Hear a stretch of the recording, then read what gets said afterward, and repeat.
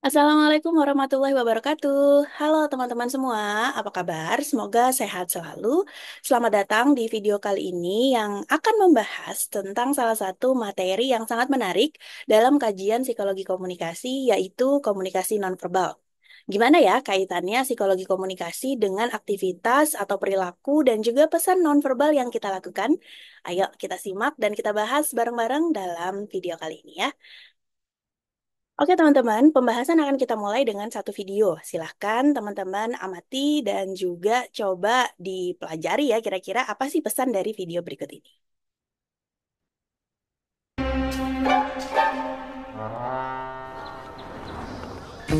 Good morning, sir.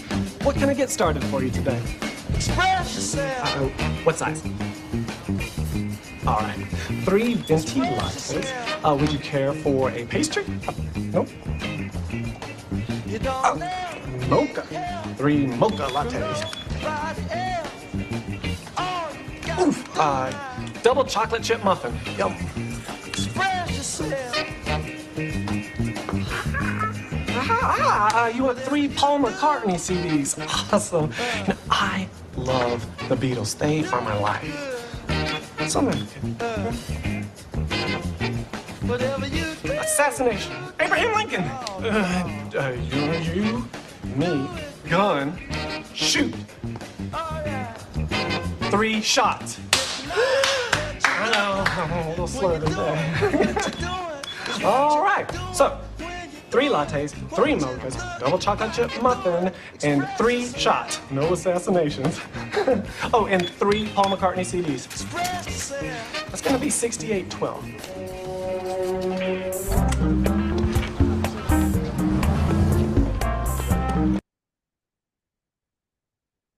Oke, apa yang teman-teman pelajari dari video yang tadi? Selain ada beberapa gesture yang menyatakan pesan tertentu ya di awal video, tapi secara keseluruhan diskusinya terjadi tanpa adanya kata-kata dari salah satu aktornya seperti itu. Dan ternyata susah ya untuk dipahami oleh aktor yang lain maksud dari aktor yang pertama tadi. Nah, dan pada akhirnya video ini berakhir dengan komunikasi yang tidak efektif karena apa yang diinginkan oleh aktor yang tidak menyampaikan kata-kata tadi ternyata tidak tersampaikan dengan baik dan dia malah jadinya pesan begitu banyak pesanan dan dengan harga yang cukup mahal ya sehingga ya sudahlah daripada dia nggak minum kopi gitu niatnya cuma beli satu kopi mungkin 1 cup dengan 3 shot espresso. Ternyata jadinya banyak sekali pesanannya. Nah, ini yang terjadi ketika memang tidak ada kata-kata. Kadang gesture kita itu sulit untuk dipahami oleh orang lain. Namun tidak kadang-kadang apa yang kita lakukan dari gesture, dari komunikasi nonverbal kita itu dipersepsi dengan cara yang berbeda oleh orang lain. Bisa jadi pesan kita tersampaikan, tapi bisa jadi apa yang kita maksud justru diterima dengan perspektif yang berbeda. Nah, kita kembalikan ke definisi terlebih dahulu ya. Apa sih sebenarnya komunikasi verbal, nonverbal dan apa perilaku nonverbal? Ini ternyata dua hal yang dibedakan menurut apa APA adalah Asosiasi Psikologi Amerika yang memang menjadi rujukan oleh banyak bidang ilmu eh, menjadi rujukan dari bidang ilmu psikologi. Di websitenya apa? Definisi ini dibedakan, yaitu ada komunikasi nonverbal yang berarti tindakan dalam yang menyampaikan informasi tanpa menggunakan kata-kata. Jadi berbicara tindakannya. Dan ini bisa dilakukan dengan ekspresi wajah, gerak tubuh, bahasa tubuh, nada, dan seterusnya. Inilah yang tadi coba disampaikan kemudian oleh aktor kedua yang tadi memesan kopi gitu. Jadi dia berusaha menyampaikan informasi, dia menyampaikan apa yang dia inginkan, memesan kopi, tapi tidak dengan kata-kata. Nah, ada istilah yang kedua, namanya perilaku nonverbal. APA mendefinisikan perilaku nonverbal sebagai tindakan yang dapat menunjukkan sikap atau perasaan seseorang tanpa ucapan. Apa perbedaannya kemudian antara komunikasi nonverbal dan perilaku nonverbal? Seringkali perilaku nonverbal ini disamakan dengan komunikasi nonverbal. Padahal tindakan nonverbal tidak selalu ditujukan untuk dipahami oleh orang lain. Nah, ketika kita bicara perilaku nonverbal di sini, maka gesture kita, ekspresi wajah kita, dan kemudian bisa jadi ketika yang saya sering contohkan ya, ketika kita di dalam kelas teman-teman menguap gitu, saya mempersepsikan sesuatu, sebenarnya dari sudut pandang teman-teman bisa jadi itu perilaku nonverbal yang tidak sengaja teman-teman lakukan, yang tidak bermaksud untuk mensinyalkan kepada saya bahwa kalian bosen dengan kelas misalnya. Tapi ketika saya menerima dan saya mempersepsikan, maka di situ komunikasi terjadi. Sehingga dua perilaku ini bisa jadi berjalan bersamaan, tapi bisa jadi juga tidak menghasilkan interaksi gitu. Jadi jika kemudian saya memahami dan saya menangkap makna dari perilaku nonverbal teman-teman, maka komunikasi di sana terjadi karena ada proses encoding dan ada proses decoding yang terjadi dalam interaksi tersebut. Jika bicara bentuknya, komunikasi nonverbal ini ada banyak sekali teman-teman, tokoh-tokoh menyampaikan berbagai macam tipe yang tidak, maksudnya tidak ada satu konsensus konsensus bahwa komunikasi nonverbal itu adalah A, B, C, D gitu. Ada banyak sekali ragamnya. Ada dari penampilan, appearance teman-teman itu sudah menyampaikan sesuatu, itu juga adalah termasuk komunikasi nonverbal. Ada paralinguistik atau parabahasa yang lebih dekat dengan misalnya nada bicara, atau aksen kita dan juga tekanan-tekanan yang kita berikan ke dalam kita berbicara itu akan memberikan makna yang bisa jadi berbeda. Ada juga body movement, misalnya kita sikapnya lebih condong atau lebih menjauh, itu ternyata menghasilkan makna yang berbeda juga. Lalu tentunya ada gestures, gerakan tangan, gerakan jari-jari ya. Di video tadi juga ada salah satu gerakan jari di awal ya, yang mungkin teman-teman notice. eh ada maknanya gerakan jari tersebut dan kita memahami maknanya dan kita bisa mengartikan dalam konteks tertentu eh sebenarnya makna dari gerakan tangan itu apa. Jadi sesuai konteksnya. Ada juga posture di sini. Posture artinya posisi tubuh kita. Kita tegak, kita tunduk, kita agak mereng dan seterusnya posture tubuh kita itu juga bisa menghasilkan makna atau pesan tertentu. Lalu tentunya ada facial expression, ada juga eye contact. Ini salah satu komunikasi nonverbal yang paling penting menurut saya yaitu eye contact karena ada tidaknya eye contact itu menunjukkan ada tidaknya relasi dalam interaksi yang terjadi. Jadi ketika kita ngobrol sama orang tidak ada eye contact maka tidak terbangun relasi yang terjadi. Sehingga eye contact itu sangat penting, salah satu proses yang sangat penting khususnya dalam komunikasi antar pribadi.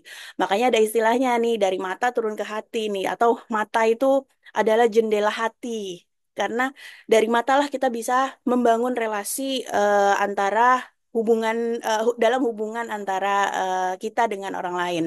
Ada juga haptics. Haptics ini termasuk di dalamnya ada pelukan, sentuhan, terus ada juga mungkin gerakan-gerakan yang lain. Itu termasuk juga bentuk-bentuk komunikasi untuk menunjukkan rasa kasih sayang dan seterusnya. Proxemics bicara tentang jarak interpersonal. Jadi nanti kita akan bahas ada jarak-jarak interpersonal yang kemudian bisa eh, kita lakukan ketika kita kemudian dalam satu hubungan. Kalau hubungan kita lebih dekat, maka kita akan lebih terbuka untuk jarak-jarak interpersonal yang lebih dekat. Ada juga chronomics. Chronomics bicara tentang waktu dan juga konteks-konteks kultural.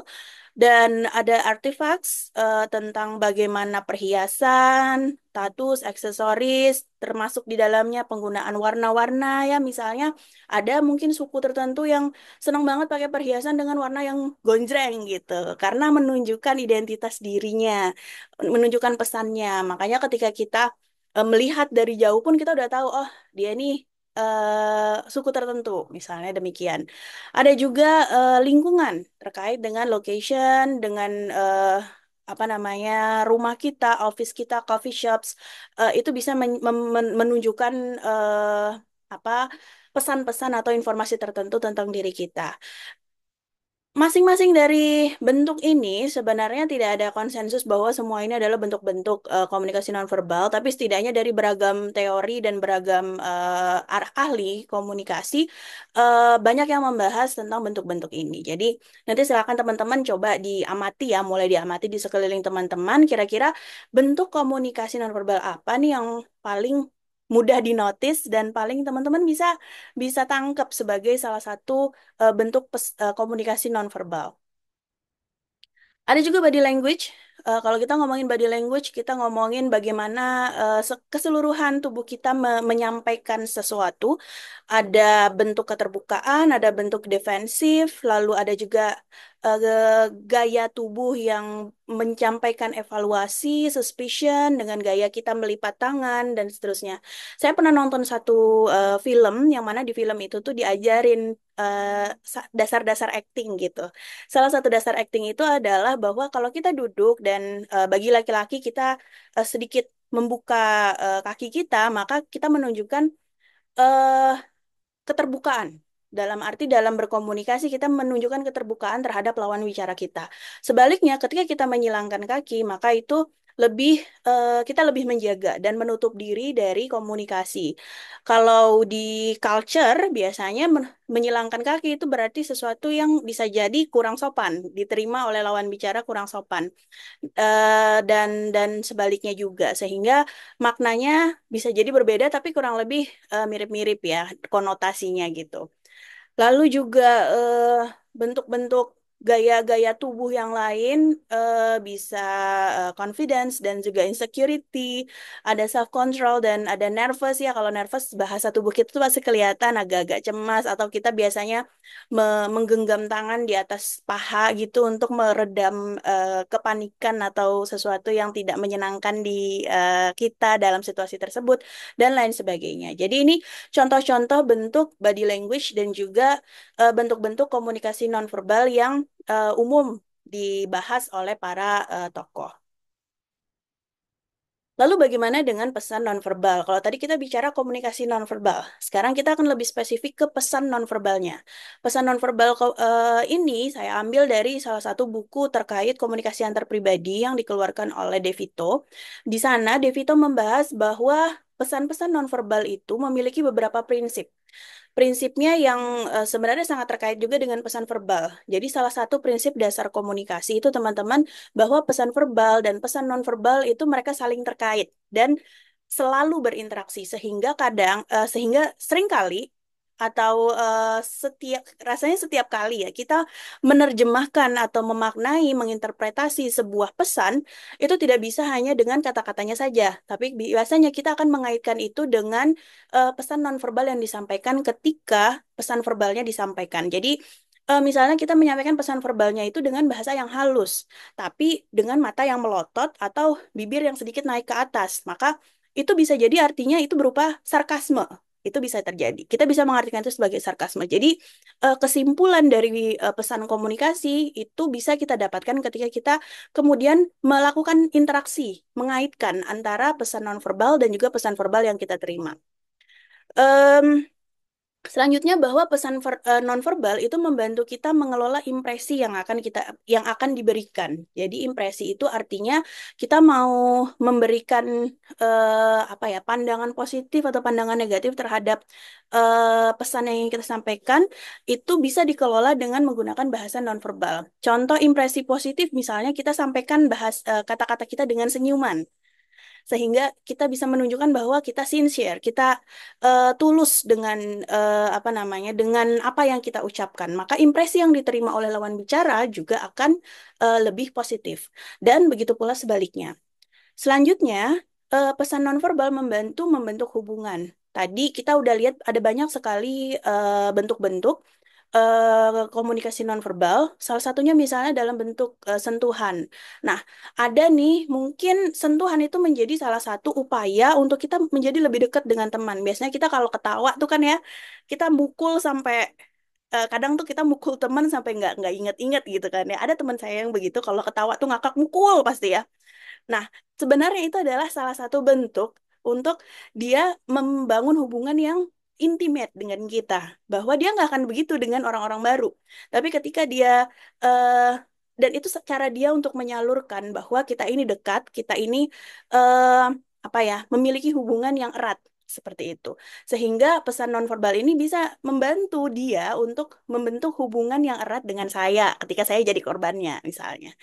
Dan juga Yang selanjutnya, pesan nonverbal dapat membuat struktur percakapan. Jadi, maksudnya di sini adalah eh, nonverbal tadi tidak hanya bersifat sesuatu yang kita gerakan dengan tangan atau gerakan bahu kita atau mata kita, tapi juga lewat intonasi suara, bahasa, dan juga aksen kita misalnya.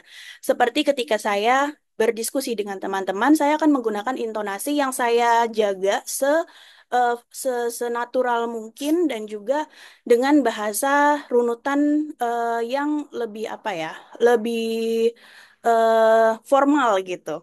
Tapi ketika kita berbicara dengan teman, misalnya kita akan menggunakan eh, gaya bicara tone yang lebih lebih nyantai, lebih chill gitu untuk membedakan antara kita sedang dalam situasi yang formal dan juga dalam situasi yang kita pandang itu situasi yang santai. Nah, ini yang dimaksud bahwa pesan nonverbal itu bisa membuat struktur dari percakapan. Selanjutnya, pesan nonverbal bisa mempengaruhi atau menipu. Artinya adalah kadangkala nih ya, kita menggunakan pesan-pesan nonverbal, namun sebenarnya hati kita atau maksud kita itu bukan bukan ke arah sana.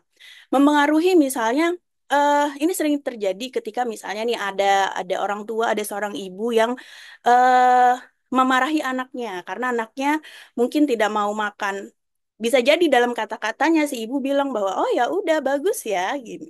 Bagus ya nggak usah aja makan sekalian misalnya demikian. Tapi dengan bahasa nonverbalnya dia sampaikan dengan mungkin mimik muka yang marah, mimik senyuman yang meninggi, lalu mata yang agak melotot, maka si anak akan melihat bahwa pesan tersebut ternyata bukan untuk sesuai dengan kata-katanya tadi, bahwa lebih lebih memaksa dia bahwa dia harus melakukan hal yang sebaliknya. Bisa jadi demikian. Dan di sisi lain juga seringkali teman-teman mungkin nih ada yang lagi curhat nih ke teman-teman, terus teman-teman tanya kamu baik-baik aja, terus ada yang jawab ya nggak apa-apa, misalnya gitu ya. Dia dia bilang nggak apa-apa tapi ternyata wajahnya itu sedih, wajahnya itu murung gitu. Nah, di situ kita bisa kemudian memahami bahwa nih kayaknya dia nggak bicara sesuai hatinya deh gitu. Nah, artinya adalah pesan nonverbal tuh bisa jadi tidak sesuai dengan apa yang sebenarnya dirasakan oleh lawan bicara kita. Dan yang terakhir, bahwa pesan nonverbal itu sangat krusial untuk menyampaikan atau mengekspresikan emosi. Nah, nggak semua orang gitu ya, nggak semua orang itu pintar mengekspresikan diri, katanya gitu kan ya. Ada beberapa orang yang kemudian dia datar aja, wajahnya nggak ekspresif sama sama sekali.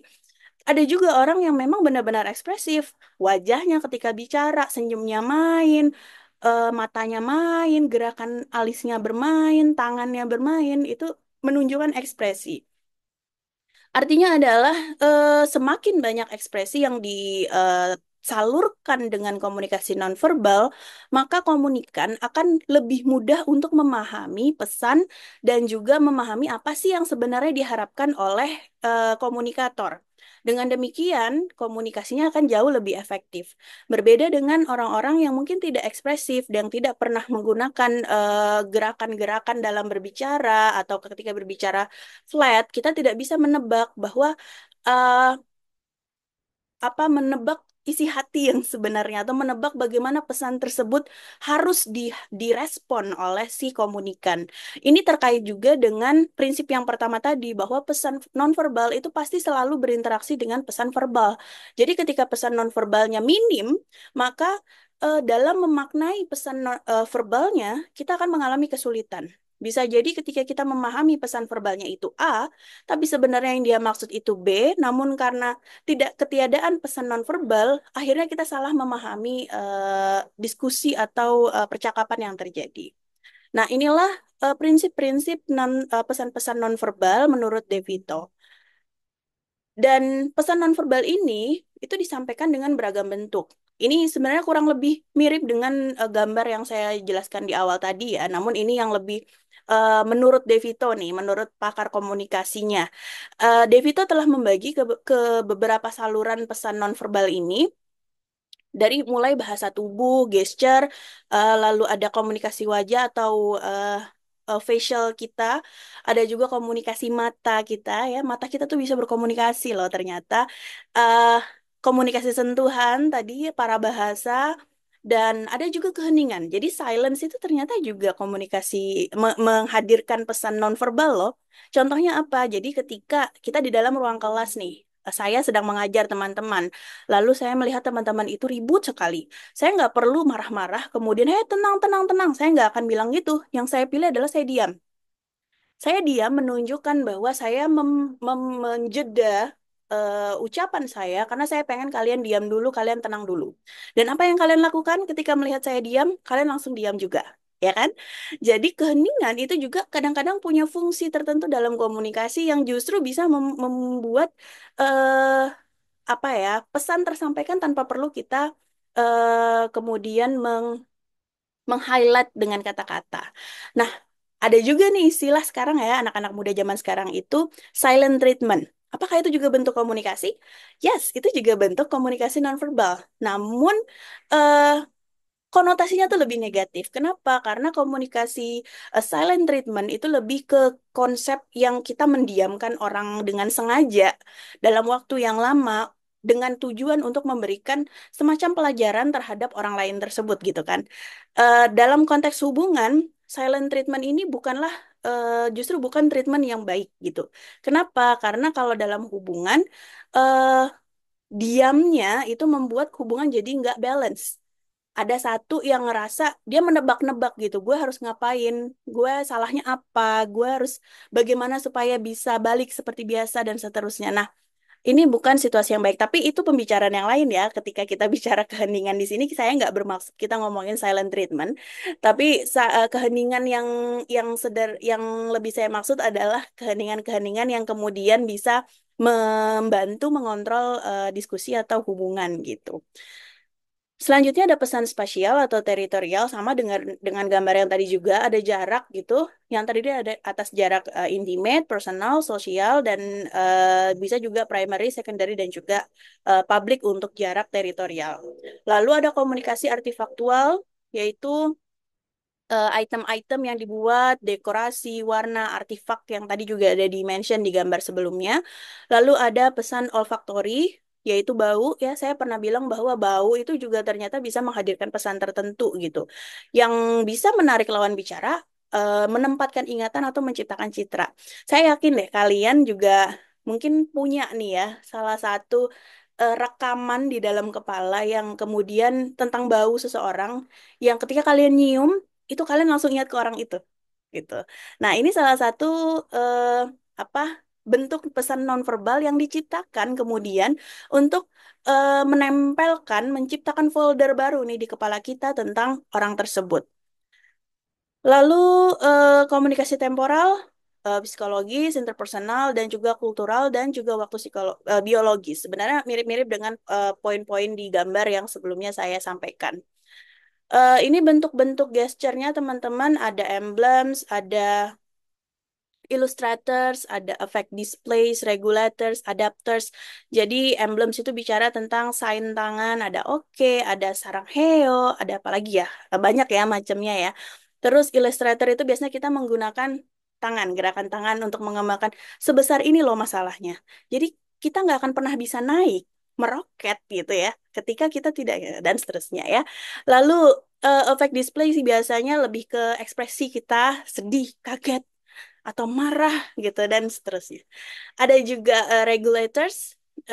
Kita bicara tentang ekspresi wajah yang lebih mengarahkan kepada arahan-arahan tertentu dalam percakapan atau dalam diskusi misalnya. Hmm, hmm, gitu. Dan ada juga adapters yang lebih ke sifatnya hal-hal yang sebenarnya tidak terlalu bermakna, tapi itu membantu kita untuk mencapai apa ya, situasi kita nyaman dalam berbicara. Sebenarnya kayak kita garuk-garuk kepala, itu nggak bukan berarti kepala kita gatel gitu, tapi kadangkala itu bisa membantu kita menyalurkan perasaan tidak nyaman ketika kita dalam sebuah percakapan atau diskusi dan seterusnya ya. Jadi ada bentuk-bentuk pesan nonverbal yang bisa yang saya yakin kita sering observe sebenarnya di lingkungan sekitar kita.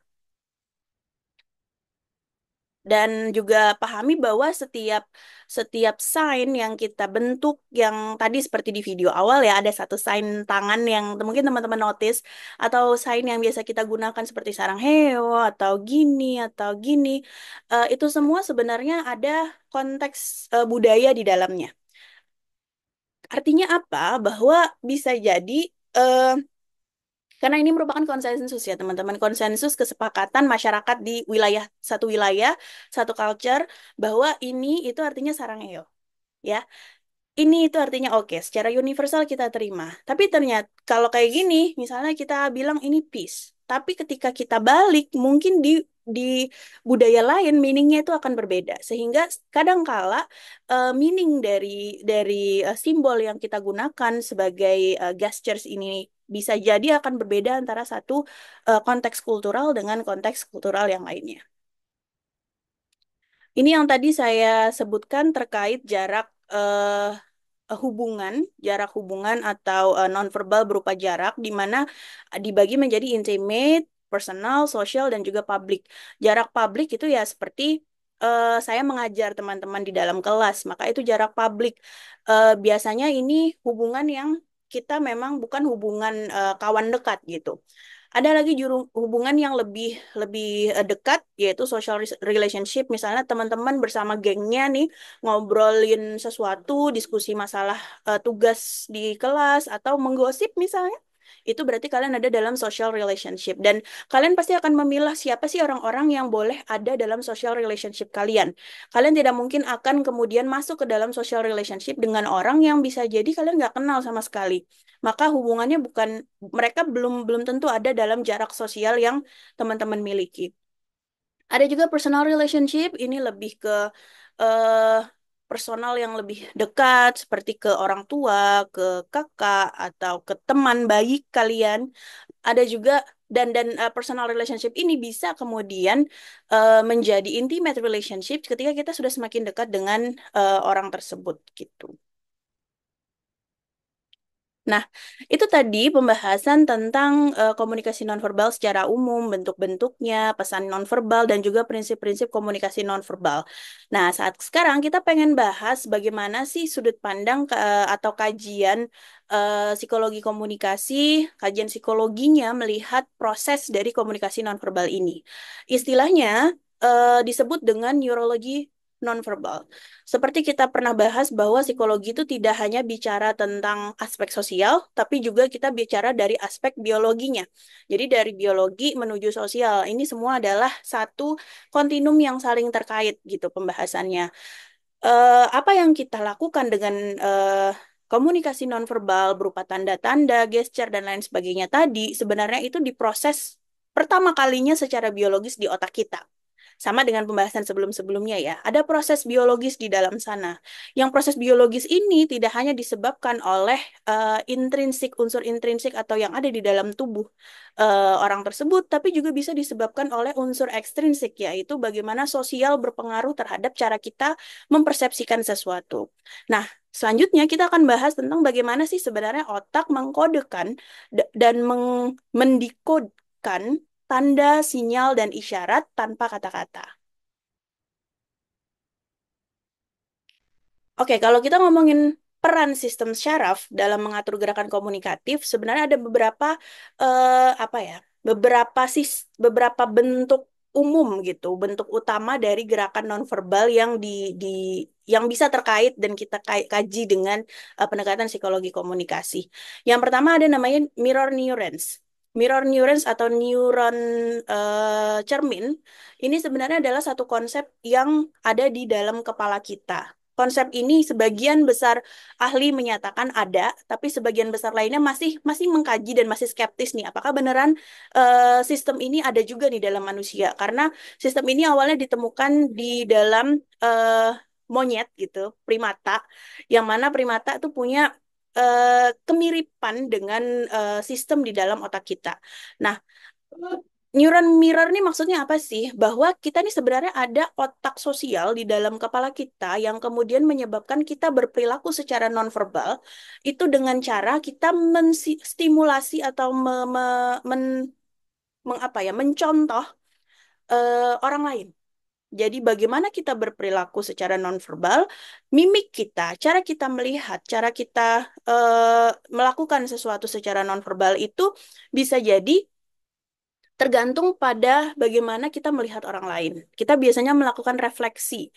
eh Orang melakukan apa, kita melakukan juga, gitu kurang lebih.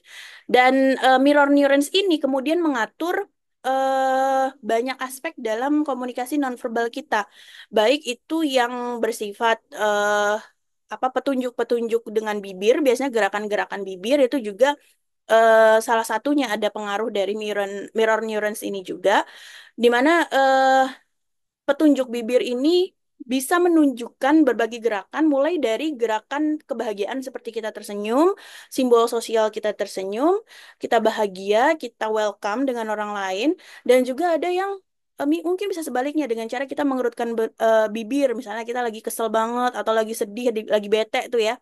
Biasanya bentuk mulut kita tuh akan lebih apa ya? Lebih bentuk N gitu. Gimana sih? Gimana ya? Gitu lah. Ya, intinya gitulah bentuknya. Atau sekarang lagi duck face itu kan juga bisa menunjukkan sesuatu yang imut dan seterusnya. Kita memahami itu sendiri. Jadi gerakan bibir ternyata itu salah satu bagian dari gerakan nonverbal yang utama, yang kemudian terkait sekali dengan bagaimana sistem syaraf kita mengatur cara kita berkomunikasi. Selain petunjuk di bibir, ada juga petunjuk leher. Jadi petunjuk leher ini ada dua poin penting dari petunjuk leher ini, yaitu Adam's apple kita atau jakun ya, khususnya untuk laki-laki. Biasanya jakun itu akan bergerak sesuai dengan emosi yang kita ingin sampaikan. Atau ada juga di dalam leher kita ini kan juga ada pita suara. Jadi para bahasa yang tadi kita sebutkan sebagai salah satu bentuk pesan nonverbal itu diolah di dalam leher kita, di dalam pita suara dan menghasilkan nada, menghasilkan tekanan, menghasilkan suara. Ada orang yang suaranya cempreng banget kayak misalnya Nikita, bukan Nikita, sorry sorry, Nikta Gina maksud saya. Nikta Gina tuh suaranya cempreng banget kan. Kita mikir bahwa apakah itu pura-pura, tapi ternyata dia emang suaranya begitu. Bagi kita, kita mendengar itu sebagai satu suara yang unik, yang mana ketika kita dengar, oh ini pasti Nikta Gina nih, menunjukkan diri diri dia, bahkan dengan dia berbicara dengan cara biasa aja. eh Begitu juga dengan nyanyian ya, kita tahu bahwa ini penyanyinya siapa. Jadi suara yang terbentuk itu merupakan bagian dari cara kita mengekspresikan diri kita sendiri. Lalu ada juga petunjuk-petunjuk bahu. Jadi gerakan bahu itu juga sangat salah satu elemen penting dalam komunikasi nonverbal. Kita biasanya kalau ingin menunjukkan persetujuan, lagi males ngomong gitu atau lagi ini kan kita bukan persetujuan sih. Mungkin lebih ke males atau lebih ke nggak suka gitu. Kita suka gini. Cukup naikkan aja satu bahu gitu sudah ada meaningnya. Nah, tidak hanya itu bahwa petunjuk dari bahu kita itu bisa menghasilkan pesan-pesan yang sangat ekspresif karena ada otot yang terkait dengan syaraf yang kemudian bisa menunjukkan ekspresi seperti nggak tahu, ketidakberdayaan, atau juga ketidaksetujuan terhadap sesuatu. Selain bahu, tentunya juga ada tangan ya, karena tadi kita udah bahas ada banyak sekali petunjuk-petunjuk yang dapat disampaikan dengan gerakan-gerakan tangan. Gerakan tangan tidak hanya berbentuk sains yang kita emang udah sepakati seperti ini atau ini gitu ya, tapi juga gerakan tangan kita aja. Tangan kita biasanya menunjukkan eh, jarak tertentu misalnya, atau capaian tertentu, atau bentuk tertentu, dan seterusnya. Dan yang terakhir, ada juga petunjuk kaki. Jadi petunjuk kaki ini sangat terkait dengan aktivitas-aktivitas bipedal namanya. Aktivitas bipedal itu apa? Aktivitas yang gerakan khususnya gerakan-gerakan yang terbentuk atau dilakukan dengan menggunakan kedua kaki kita sebagai tumpuan. Tadi seperti menyilangkan kaki atau kita membuka kaki kita atau juga gerakan ayunan tangan ketika kita berjalan itu termasuk salah satu petunjuk-petunjuk yang dimaksud di sini. Jadi ada 6 aspek ini yang sebenarnya menjadi dasar pembahasan tentang bagaimana sih sistem syaraf itu mempengaruhi dan membentuk pesan-pesan nonverbal. Dan ini adalah enam poin ini biasanya itu yang menjadi inti dari gerakan-gerakan nonverbal kita. Ini yang tadi saya ceritakan tentang neuron mirror atau neuron cermin yang awalnya sebenarnya di merupakan sebuah penelitian ya, eksperimen dengan menggunakan monyet atau primata, di mana monyet ini ternyata ketika memberikan perhatian terhadap sesuatu yang dia observasi, dia akan mencontoh secara nggak sadar. Jadi dia mengobservasi, eh misalnya nih, ada gerakan menggenggam. Dia mengobservasi gerakan menggenggam itu dan kemudian dia menirukan gerakan menggenggam itu tadi. Dan ternyata ketika dalam eksperimen ini diketahui bahwa di dalam otak itu ketika tidak melakukan apa-apa atau resting state gitu, neuronnya ini santai, tidak ada gerakan-gerakan elektrik yang kemudian memicu eh, neuron ini untuk bekerja.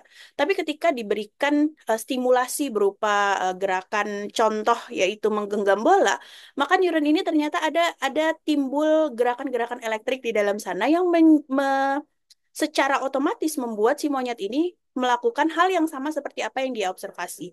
Artinya apa? Ada bagian di dalam otak kita yang kemudian secara spontan meniru gerakan lain, dan bagian ini atau area ini tidak hanya pada hal-hal yang mungkin secara langsung kita sadari kita lihat, tapi bisa jadi hal-hal yang eh, kita kita observe tapi kita nggak sadar bahwa kita melakukannya.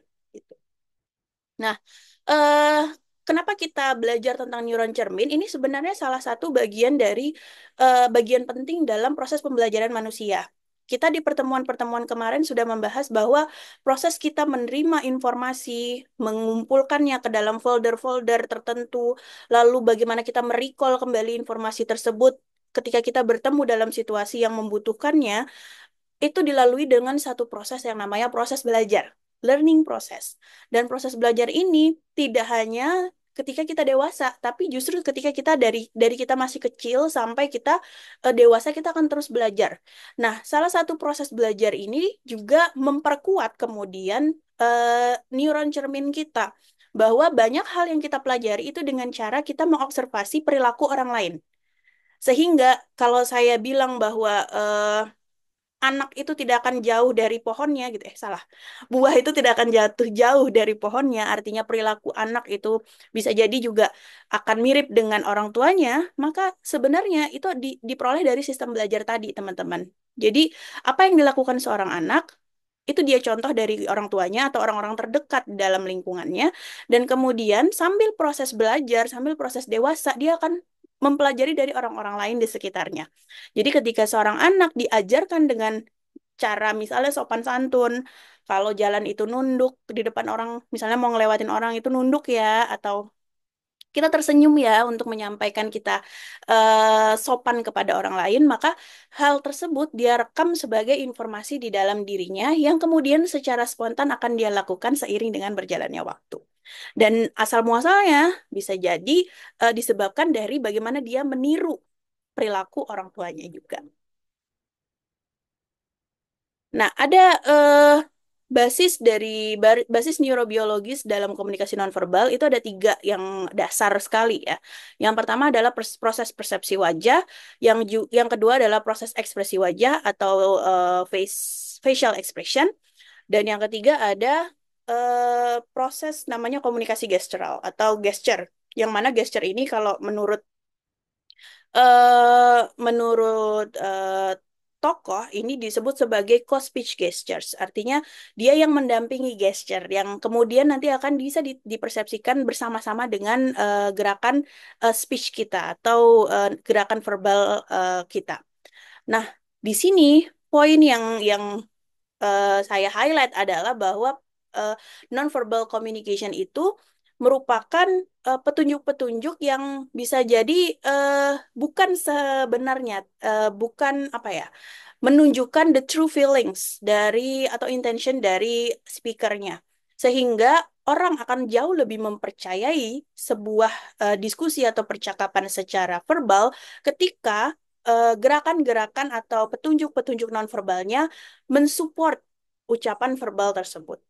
Nah, eh, komunikasi nonverbal ini penting sekali dalam interaksi sosial manusia, khususnya dalam komunikasi langsung, komunikasi antar pribadi. Saya sempat cerita ada satu teori yang bernama teori media richness yang bilang bahwa tidak ada komunikasi yang paling efektif seefektif komunikasi non komunikasi komunikasi langsung, sorry, komunikasi face to face. Sebagus apapun sebuah media menciptakan fitur-fitur untuk mendukung proses komunikasi termediasi, itu tidak akan bisa menggantikan efektivitas komunikasi langsung. Salah satu yang hilang dari komunikasi termediasi menurut teori kekayaan media itu adalah ketiadaan atau kekurangmampuan petunjuk-petunjuk nonverbal ini diterima antara satu dengan lainnya. Tadi kita udah bahas petunjuk nonverbal itu ada banyak banget, tidak hanya sekedar gerakan tangan, tidak hanya sekedar intonasi, bisa berupa sentuhan, bau dan lain sebagainya. Ya. Jadi sehingga komunikasi nonverbal ini perannya sangat penting dalam interaksi manusia itu sendiri. Eh, Komunikasi nonverbal ini bisa menggunakan isyarat statis seperti penampilan fisik, ataupun warna yang dipilih, dan lain sebagainya. Atau juga bisa dengan isyarat dinamis seperti gerakan wajah dan tubuh. Oke. Pertama kita bahas tentang persepsi wajah atau face perception. Face perception ini sebenarnya secara simpel berbicara bagaimana kita mempersepsikan ekspresi orang, bukan ekspresi ya, wajah orang. Kenapa? Karena hal pertama yang paling kita ingat itu pasti visual dan wajah ini merupakan pusat dari visual tersebut. Kita bisa jadi lebih mengenal akan lebih mudah mengenali orang ketika kita udah paham wajahnya, walaupun kita mungkin kurang nggak tahu dia tingginya seberapa, dia badannya kecil atau besar, tapi ketika kita sudah paham wajahnya, maka ketika kita bertemu kita akan langsung tahu bahwa itu dia. Berbeda ketika yang kita tahu dia badannya kurus dan kurus misalnya, atau dia tingginya sekitar segini, tapi kita nggak tahu wajahnya. Ketika kita harus mencari dia di satu kerumunan orang, kita nggak akan bisa menemukan dia ketika kita nggak paham wajahnya yang seperti apa. Nah, ini maksud dari persepsi wajah bahwa pusat dari eh, apa pemahaman nonverbal kita salah satunya itu adalah dengan bagaimana kita mempersepsikan wajah orang lain dan menyimpan informasi-informasi penting yang kita peroleh dari wajah seseorang tadi. Nah, ketika kita melihat seorang yang baru kita kenal, maka kita akan menyimpan persepsi wajah dia di dalam satu proses penerimaan input visual, yang mana proses ini terjadi di dalam bagian atau area otak yang berfungsi untuk memproses informasi-informasi visual. Dan ini berbeda dengan area lain yang kemudian tugasnya untuk memproses informasi-informasi lain yang lebih kompleks seperti pendengaran, emosi dan lain sebagainya. Nah, di sini sistem cermin itu membantu menghubungkan persepsi dengan tindakan. Artinya adalah kita ketika mengamati wajah itu kita akan kemudian menghubungkan informasi visual yang kita terima dengan tindakan apa sih yang harus kita lakukan terhadap orang tersebut. Nah, yang dimaksud di sini sebagai hubungan antara persepsi wajah dengan tindakan itu konteksnya ada banyak sekali, teman-teman. Bisa jadi kita ngelihat satu wajah orang dan kita ngerasa dia serem gitu, akhirnya kita memasang jarak. Dan serem ini itu kan sangat-sangat subjektif ya. Ada banyak background bagaimana kita bisa memutuskan apa ya, emosi apa yang kita kita tempatkan, kita tempelkan kepada orang tersebut. Bisa dari traumatis misalnya, saya kalau ngelihat polisi misalnya ya lagi berkendaraan, lalu saya ngelihat polisi itu saya deg-degan. Ngelihat seragamnya aja, nggak usah ngelihat wajahnya nih, ngelihat seragamnya itu deg-degan gitu. Nah, kadangkala kita ketika melihat wajah orang juga punya traumatis sendiri yang seperti itu bisa jadi. Atau ketika kita melihat nanti kita akan bahas tentang aspek hubungan antara persepsi wajah dan aspek budaya, yang mana orang dengan ciri khas tertentu, ras tertentu, bentuk wajah tertentu itu secara langsung dan tidak langsung tuh langsung membuat persepsi tersendiri di diri kita, yang kemudian akan menentukan kita bertindak seperti apa terhadap orang tersebut. Nah, di sini juga poin lainnya adalah bahwa ada sistem cermin. Sistem cermin ini dapat terganggu oleh interaksi digital meskipun ada peningkatan realisme dalam interaksi virtual dan seterusnya. Maksudnya apa? Eh, Teman-teman pasti tahu nih virtual reality ya. Konsep yang kemudian menghadirkan dunia virtual seril mungkin gitu. Nah, dalam dalam sudut pandang teknologi ini salah satu penemuan, salah satu bentuk teknologi yang sangat-sangat advance gitu. Tapi di sisi persepsi wajah, di sisi komunikasi nonverbalnya ternyata eh, itu bisa mengganggu. Bahwa ya tadi karena kita komunikasinya jadi termediasi sehingga sistem mirror kita akan lebih terhambat karena kurang adanya interaksi. Sistem mirror kita tidak bisa mereplikasi informasi yang kita terima ke dalam informasi yang sudah kita terima sebelumnya dan akan menghambat kita dalam berperilaku. Contohnya, ini bukan di dalam hal digital, tapi kita ngambil contoh sederhana ketika teman-teman waktu pandemi itu wajib pakai masker gitu kan ya. Ketika pakai masker, maka kemampuan kita untuk melihat, menemukan seseorang atau memahami seseorang tersebut akan berkurang. Kenapa? Karena yang tadinya punya banyak informasi nih di wajah, ada gerakan alis, ada gerakan mata atau bagaimana mata berekspresi, gerakan hidung, gerakan mulut, gerakan pipi kita, itu informasinya dipenggal nih, dipenggal oleh masker yang membuat kita hanya melihat ekspresi di area mata dan juga di area alis kita. Nah, ini membuktikan bahwa ternyata persepsi terhadap wajah itu merupakan satu kesatuan, satu paket informasi yang nggak bisa dikurang-kurangin. Kalau dikurang-kurangin, maka pemahaman kita terhadap informasi tersebut juga tidak akan maksimal. Ini prosesnya teman-teman, tapi saya tidak akan terlalu banyak membahas di dalam sini karena ini lebih ke proses bagaimana proses pengenalan atau input visual itu terjadi di dalam otak kita. Jadi bagaimana input visual itu masuk, lalu kita mengenali secara bentuk dasarnya, misalnya bentuk wajahnya, bentuk alisnya, bentuk bibirnya, dan seterusnya. Dan kemudian kita akan proses ke proses yang lebih dalam untuk mengenali wajah secara spesifik dan pada akhirnya kita akan melihat item-item yang lebih spesifik lagi dalam proses lanjutan seperti gerakan ekspresinya, matanya atau proses emosi yang kita tangkap dari wajahnya dan seterusnya. Jadi ini merupakan proses yang bertahap gitu. Nah, yang terkait dengan persepsi wajah, bahwa ada relevansi sosial yang bisa ditunjukkan dari wajah ini. Artinya apa? Interaksi sosial yang tepat dapat terjadi jika orang dapat langsung mengakses informasi tentang individu yang dia kenal. Dan interaksi sosial di sini artinya kita akan lebih mudah berinteraksi dengan orang lain ketika kita sudah bisa mengenali orang itu siapa. Seperti tadi saya bilang, kita akan merekam wajahnya seseorang. Misalnya kita berkenalan lewat media digital gitu. Kita cuma tahu fotonya. Kita nggak pernah ketemu secara langsung orang ini.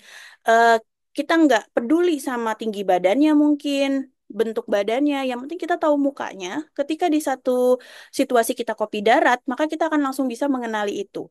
Kenapa? Karena bagi kita informasi tentang wajah itu sudah merepresentasikan diri orang tersebut secara utuh setidaknya dari apa yang kita tahu.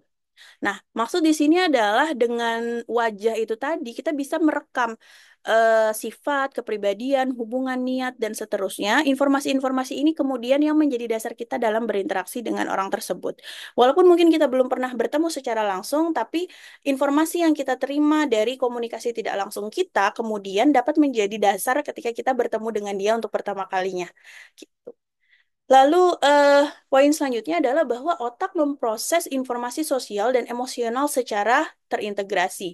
Artinya adalah bahwa informasi sosial itu diproses secara bersamaan dengan emosi kita, yang mana rangsangan terhadap emosi ini akan sangat tergantung pada konteks kita berbicara atau berinteraksi dengan orang lain. Dan di sini dikatakan bahwa ketika kita apa ya menerima informasi visual, maka kita akan melihat konteks dari emosi yang disampaikan oleh visual tersebut. Artinya, seringkali tuh ya kita baru berkenalan dengan orang, tapi orangnya ini nggak senyum, orangnya ini irit banget senyumnya. Maka emosi yang terbangun di kita adalah bahwa orang ini kayaknya jaga jarak deh sama saya. Orang ini kayaknya nggak ramah deh. Orang ini kayaknya agak jutek deh ya, gitu. Nah, itu emosi yang langsung kita tempelkan dari bagaimana kita mempersepsi secara visual wajah dari orang yang kita tangkap. Padahal bisa jadi dia tidak begitu gitu. Cuma karena ekspresi first impression kita gitu, akhirnya kita mendefinisikan atau menempelkan label bahwa dia jutek. Lalu poin yang lain adalah bahwa di otak itu ternyata ada namanya area default state, sorry. Apa sih area default state ini? Area yang berperan dalam memikirkan hubungan sosial dan implikasinya. Artinya, tadi kan proses-proses informasi sosial masuk dan kita langsung menciptakan emosi, kita langsung memperkirakan tindakan yang harus kita lakukan. Nah, itu dilakukan oleh area di otak yang namanya area default state, yang mana setiap hubungan sosial yang kita lakukan, kita pasti akan menciptakan apa ya, analisis terkait implikasi dan juga mungkin konsekuensi yang terjadi dari informasi yang sudah kita terima. Dan sehingga dengan demikian ada bentuk kontrol. Tindakan apa sih yang harus kita lakukan untuk kemudian bisa menjaga hubungan yang kita jalin. Ini beberapa contoh senyuman ya teman-teman. Jadi senyuman itu nggak selamanya satu makna gitu. Bisa jadi senyuman itu merupakan bentuk penghargaan bagi kita karena memang tulus kita sudah melakukan hal yang baik sehingga kita dapat senyuman. Ada juga senyuman yang oke, bisa lah gitu, affiliative gitu ya. Jadi ya kita kita sebenarnya kurang puas tapi ya sudahlah, senyumin aja gitu.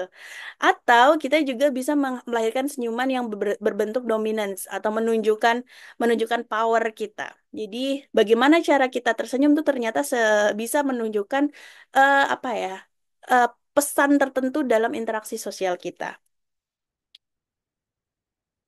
Selain itu juga kita bicara tentang senyuman secara detail. Ini saya hadirkan satu artikel bahwa senyuman itu ternyata bisa mengandung makna yang jauh lebih luas gitu. Tidak hanya sekedar bahagia atau senang atau excited, tapi bisa menyimpan banyak makna di balik senyuman tersebut. Dan bahkan senyuman tuh juga bisa jadi topeng loh. Bahwa tidak semua senyuman yang dihasilkan oleh seseorang itu ternyata dia baik-baik aja. Khususnya dalam artikel ini dibahas bagi orang yang menderita anxiety atau depression.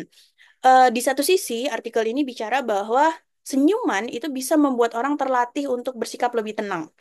Artinya apa? Artinya eh, ini merupakan satu obat. Senyuman itu justru adalah obat yang bisa dimanfaatkan oleh seseorang dengan anxiety atau depression untuk bisa meringankan perasaannya dia.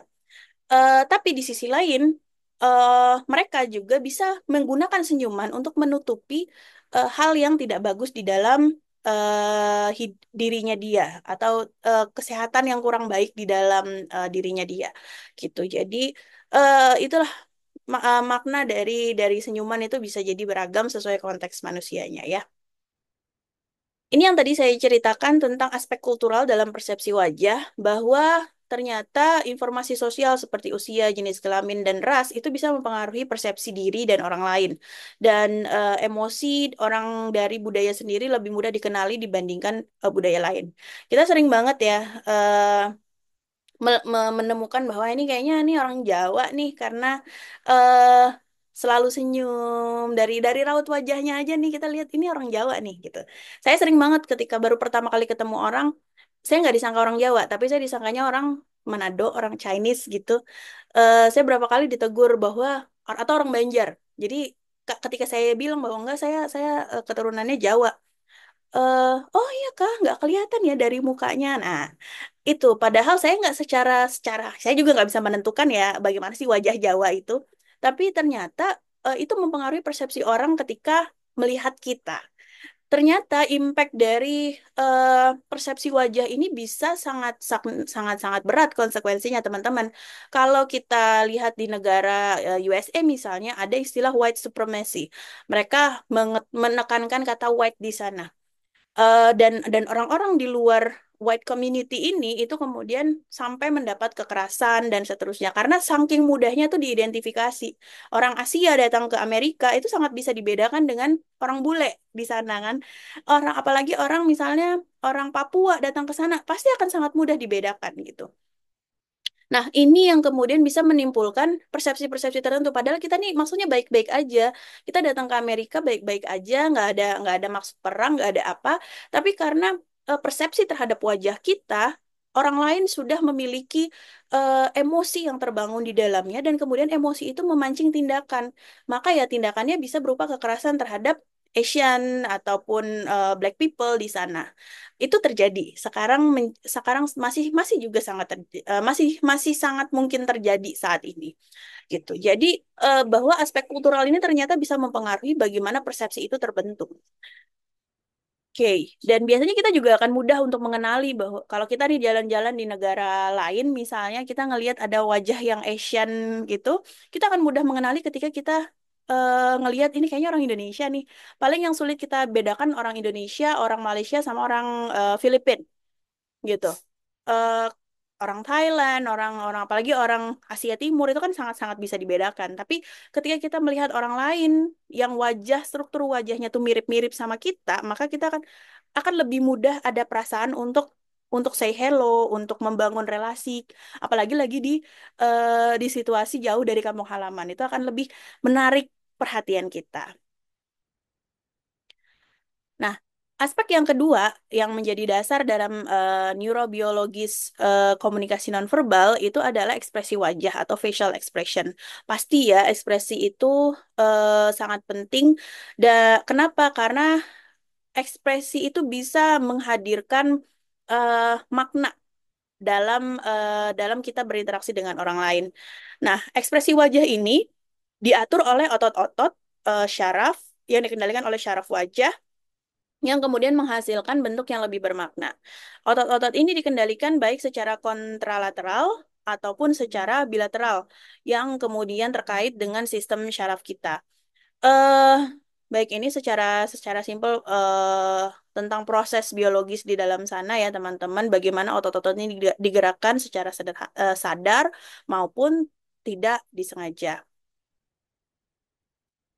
Oke, kita ada satu video tentang ekspresi wajah dan bagaimana ekspresi ini menghadirkan makna tertentu. Dan bahkan orang bisa berkomunikasi hanya dengan menggunakan ekspresi wajah. Coba kita tonton bareng-bareng ya.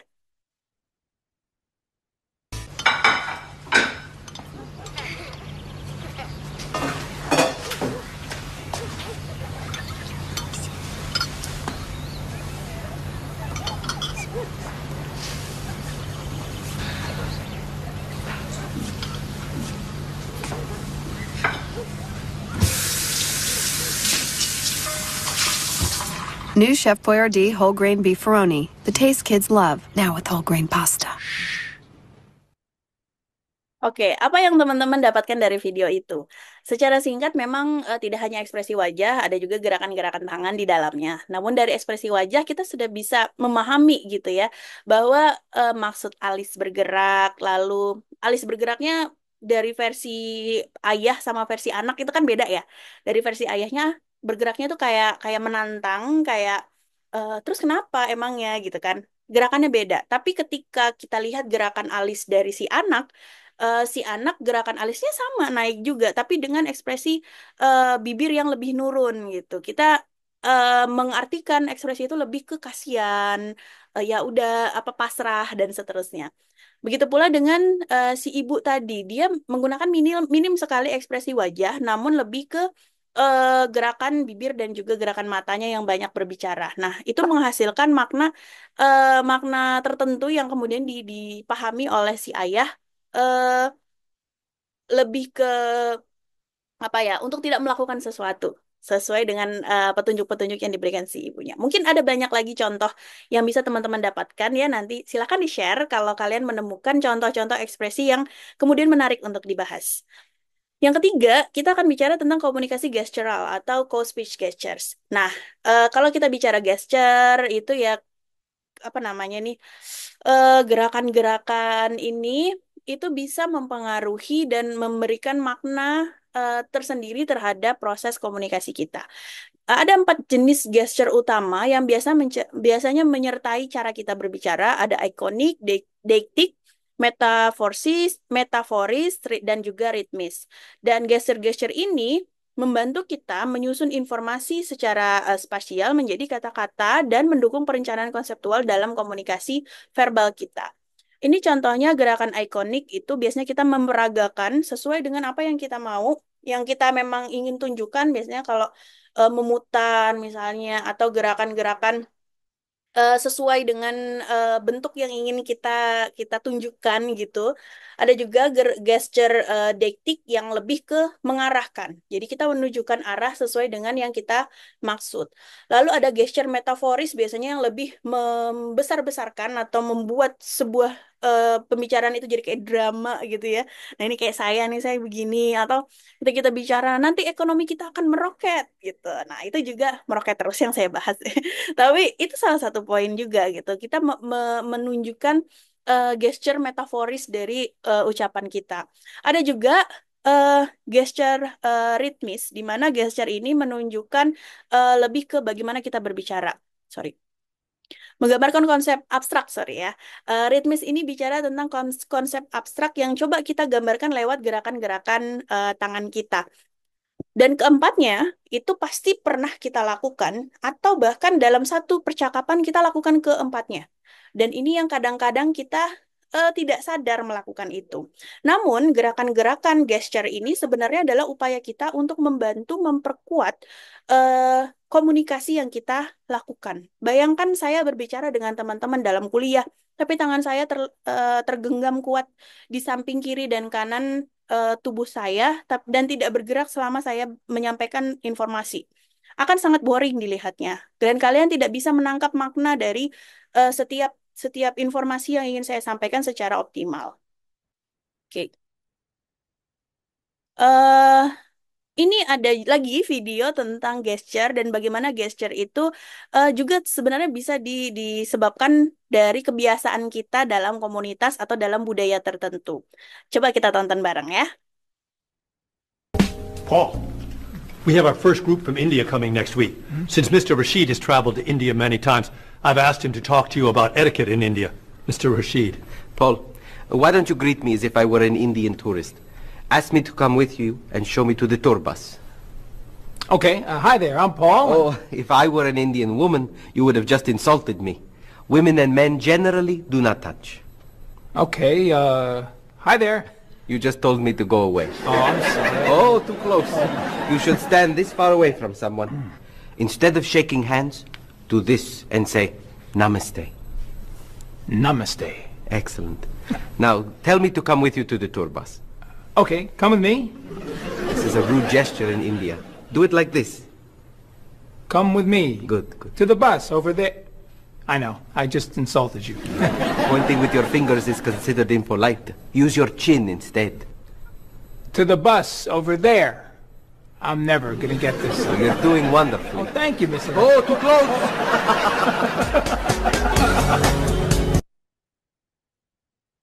Now, let's hear from business professor Erin Mayer talking about how easy it is to misunderstand why some people behave the way they do in everyday situations when we don't belong to the same culture. A while ago, I was in Dubai, and one of my students. Oke, saya akan skip part kedua karena kayak kalian belajar listening ya. Jadi saya akan skip yang kedua. Tapi yang di video pertama teman-teman nangkep ya istilahnya apa sih yang dimaksud dengan gesture dan bahwa gesture itu ternyata bisa memberikan makna dan gesture setiap konteks masyarakat atau budaya itu bisa jadi memiliki makna yang berbeda. Bagaimana cara kita menunjukkan sesuatu, ternyata kalau di India menunjukkan arah itu jangan menggunakan jari karena itu sangat tidak sopan. Jadi gunakanlah dagu kita, tunjukkan ke sana. Atau ketika kita mau nggak usah jauh-jauh ke India deh, orang Jawa menunjuk dengan menunjuk dengan jari tangan itu sudah consider tidak sopan. Kita biasanya menggunakan jempol, jadi jempolnya dibalik. Silakan gitu. Nah, kadang-kadang Jawa yang sopan santun tuh seperti itu ya. Nah, Dari poin-poin yang tadi kita bahas, maka kita bisa menyimpulkan beberapa hal relevansi dengan kajian psikologi komunikasi. Bahwa dengan memahami bagaimana sih proses komunikasi nonverbal itu terjadi dan bagaimana relevansi komunikasi nonverbal itu dalam kognisi sosial kita, dengan demikian akan meningkatkan pemahaman kita terkait interaksi sosial, yang tentunya akan berimpact pada peningkatan komunikasi dan untuk mencapai komunikasi yang efektif. Lalu ini juga secara profesional bisa meningkatkan kemampuan kita untuk survive di dalam lingkungan yang membutuhkan apa ya? Membutuhkan perhatian khusus dalam berkomunikasi baik verbal maupun nonverbal.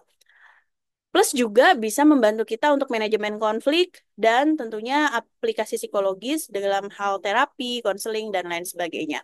Nah, selain itu, secara personal, ini bisa bagi kalian pribadi itu bisa meningkatkan sensitivitas teman-teman dalam mengobservasi pesan-pesan atau petunjuk-petunjuk nonverbal yang disampaikan di sekeliling teman-teman.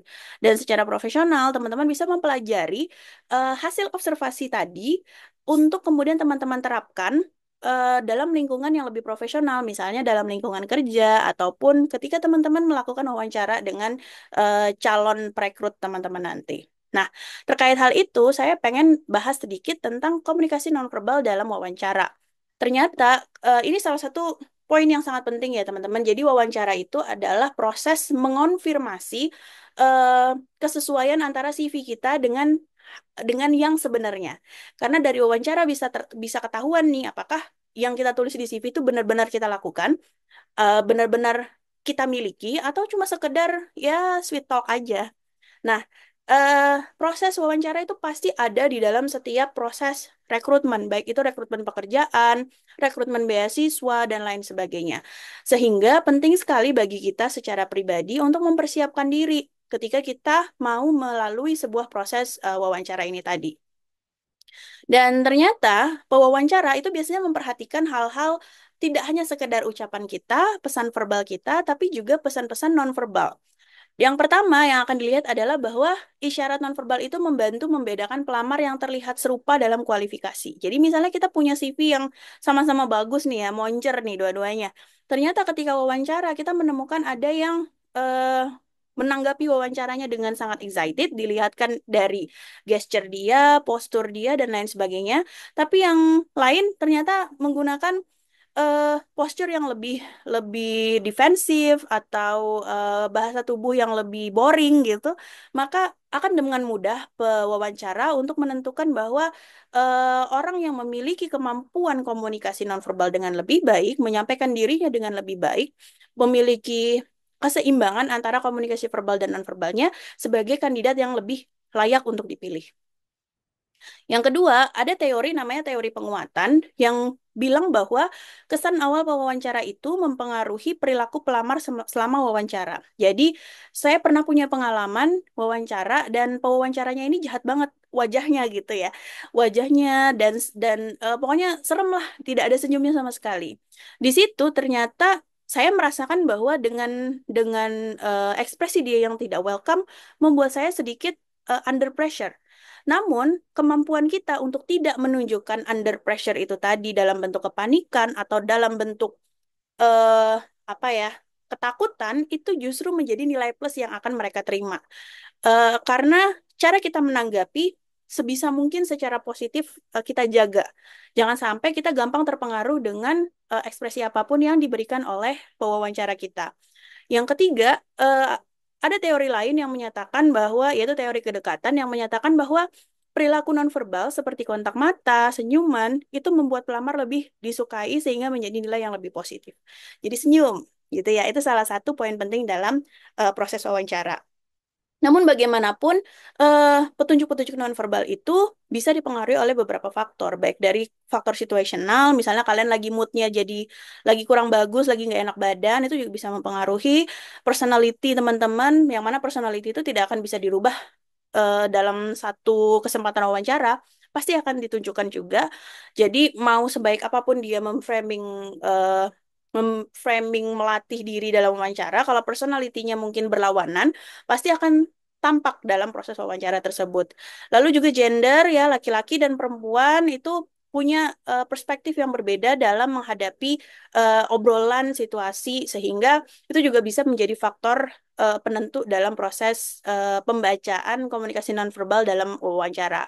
Dan yang terakhir ada juga ras. Ras ini berarti termasuk di dalamnya cara pola budaya atau struktur wajah yang tadi saya bilang, yang juga bisa menghadirkan persepsi langsung dari para pewawancara, itu juga bisa sangat mempengaruhi. Nah, di sini, oke, saya akan geser sedikit ya. Di sini saya menyajikan bentuk-bentuk apa ya, sifat atau bentuk-bentuk petunjuk nonverbal yang biasanya muncul, dan juga apa sih yang yang disimpulkan oleh pelamar, dan apa yang sebenarnya karakter yang sebenarnya. Teman-teman bisa baca masing-masing petunjuk-petunjuk nonverbalnya dan coba pahami, dan mungkin bisa dilatih dari sekarang bahwa untuk melakukan ekspresi atau melakukan gesture petunjuk-petunjuk nonverbal yang kemudian bisa mendukung kesimpulan yang positif bagi perekrut teman-teman, baik itu dari penyedia beasiswa maupun di pekerjaan.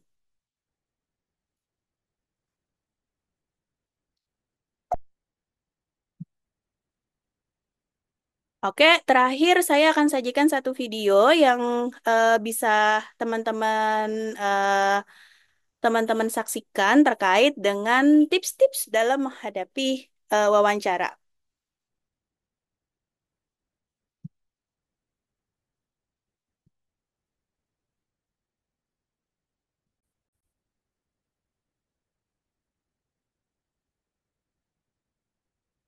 Arguably the most crucial part of the job search, an interview can make or break an opportunity. So to help you really prepare, we're going to dissect and analyze an entire interview from start to finish. I'll be sprinkling in a mix of tips about body language, etiquette, and how to answer common questions. Like, when exactly does the interview start?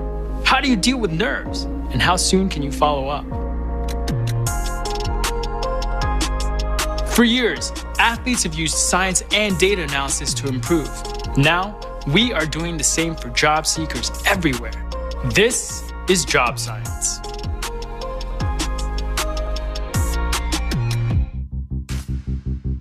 Meet Anya, a recent grad majoring in business administration. She's interviewing for an entry-level project management position.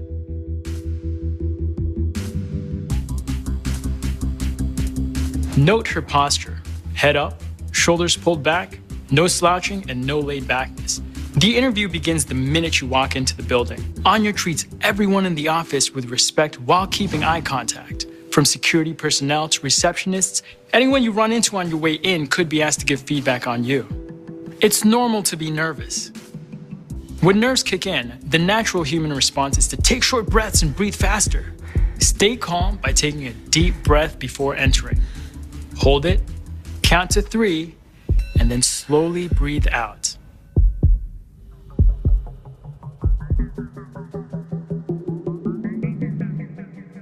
Pause.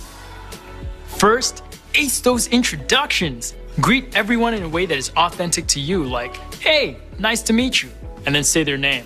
That one always works. You know, you're more likely to remember their name if you say it out loud when you first meet. A lot of the time, small talk comes up before any questions. It's good to have a few current events or topics in mind. You can't possibly predict what they're going to ask, but you can practice answering the common ones, like, why do you want to work here? What makes you unique? Let's see what our interviewer asks. So I want to hear more. Tell me a little about your experience and what you'd bring to this role. Pause.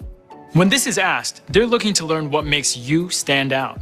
Be honest with your answers. That means having to pause and think for a second. That is all right. Think about your past experiences and how the role lines up with your future goals. It never hurts to be honest. Great question.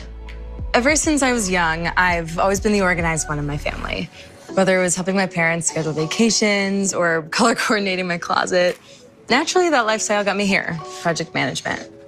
I've been a people person for as long as I can remember, plain and simple. I love team building and making sure everyone has a part. Just the other month. Ooh, just really quick, don't speak negatively about previous places you've worked. Instead, talk about what you've learned. I helped lead a team of 5 to deliver a 3-week sales project a few days ahead of schedule. I'd love to bring these things here. Perfect. A response like this not only answers the question, but also shows off her personality. But remember, there's no one right way to interview and answer questions. Be yourself and let your personality shine. Be aware of your movements. Practice polite, confident body language. Subtly miming your interviewer's posture can actually create a sense of connection. Of all places, unnecessary movements are hard to ignore in an interview. Whether it's tapping your fingers or bouncing your leg, be aware and stay present. Hey, it's been great chatting so far. I guess my last question is, do you have any questions for me? Ooh, this is a hot one. Make sure to have a short list of questions for your employer in your back pocket. Ask the questions you would if you got the job. If tomorrow was your first day, what would you want to know from the manager? Even if you don't have any burning questions, asking a few shows that you did your homework and that you really care. Some include, what do you like best about working here? What are some mistakes people have made in this position? What is a goal you're currently working toward? How will my performance be evaluated? Well, I did read that you're expanding your software team next quarter. I'm curious how you plan to carry that out. The interview isn't actually over. Always follow up within 24 hours with a thank you email to the hiring manager. This can be a quick note simply thanking them for their time, or a longer one that elaborates on some of the things you talked about. It's key to leaving a lasting impression. This was the breakdown of an interview. Till next time.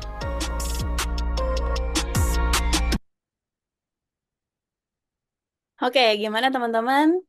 Semoga materi tadi bisa memberikan apa ya? Memberikan banyak input buat teman-teman dan juga tentunya bisa membuat teman-teman lebih aware dengan bentuk-bentuk komunikasi nonverbal di sekitar teman-teman dan juga bagaimana teman-teman bisa mengontrol bentuk-bentuk komunikasi nonverbal yang sebenarnya tidak terlalu penting gitu atau bahkan menghadirkan impresi negatif bagi teman-teman sendiri. Dengan mengetahui bagaimana persepsi orang lain terhadap diri kita, maka kita juga bisa lebih aware untuk mengelola impresi diri kita di mata orang lain. Semoga video ini bermanfaat. Terima kasih, sampai bertemu di video selanjutnya. Dadah!